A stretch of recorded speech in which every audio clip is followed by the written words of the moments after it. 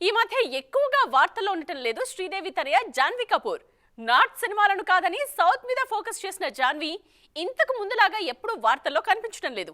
News లో ఉండటం ఉండకపోవడం మ్యాటర్ కాదు, సినిమాల్లో నాన్ స్టాప్ గా కనిపిస్తున్నామా లేదా అనే విషయం మీద కాన్సన్ట్రేట్ చేయాలంటున్నారు ఈ బ్యూటీ.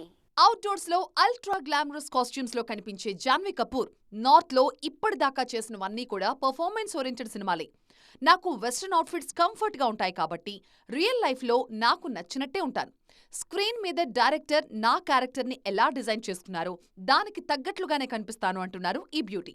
నార్త్ లోనే కాదు సౌత్ లో కూడా పద్ధతిగా లంగా ఓణీల్లోనే కనిపించారు జాన్వీ కపూర్. తారక్ పక్కన ఆమె నటించిన దేవర సినిమా సూపర్ సక్సెస్ అయింది. ఇందులో తంగం అనే క్యారెక్టర్ చేశారు జాన్వీ. స్క్రీన్ మీద కనిపించింది కాసేపే అయినా జాన్వీ నటనకు మంచి మార్కులే పడ్డాయి.